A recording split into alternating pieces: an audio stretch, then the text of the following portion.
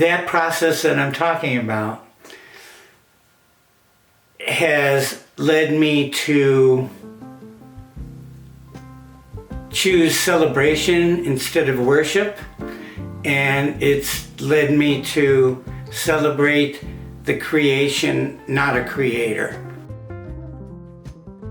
My wife and I, Paula, came down here in 2011, and we were like almost all people at that age who start to look for something a little slower or something a little more meaningful. And we actually found it here on this property. Her first relative came here from Tennessee in 1820 and had a homestead about half a mile up here, okay? So her great-grandmother raised her own cotton, spun the thread, dyed it from the plants around the area, and wove rugs to sell. Her great-grandfather made furniture in American folk tradition. He wove baskets too.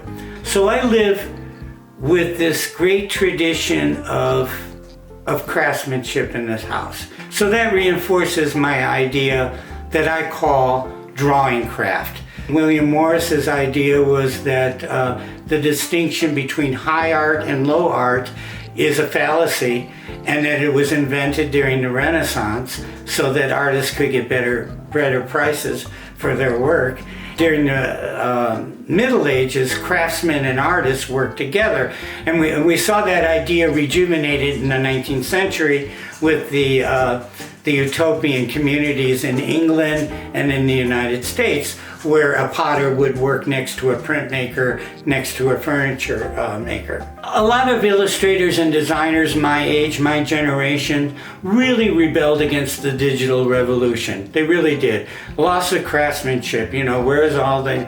I took to it immediately. I did not want to spill paint anymore on a half-finished illustration that I had to start over again. And I began to explore, and that's what I still do, I hope I do, is to explore the unique characteristics of digital media, of drawing a picture instead of with a pencil. I'm pushing pixels around, you know, and meant to be a sort of pat on the back or a nice cup of tea, you know.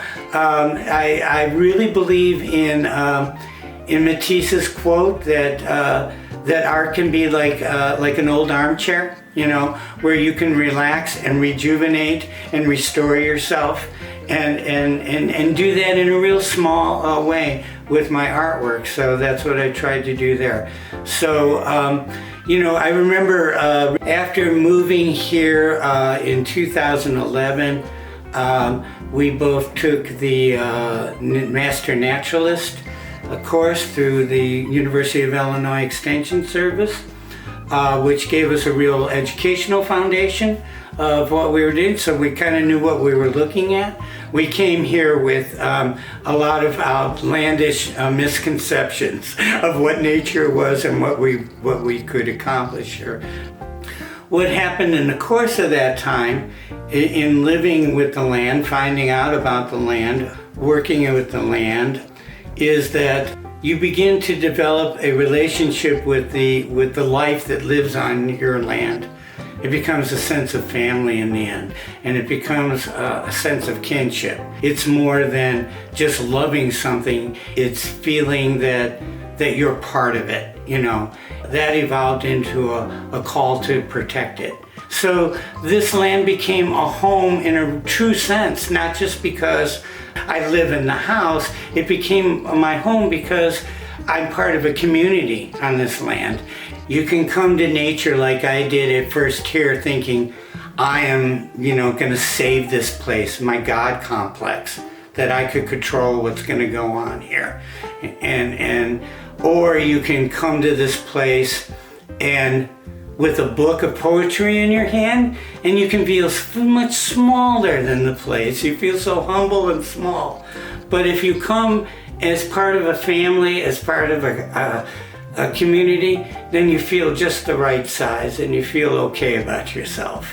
What I find is that what I talked about earlier about celebrating the the creation, that's where my art comes from. My art is a celebration of what I've seen, and an urge to share that, you know, through color and form, to try to share that experience with people.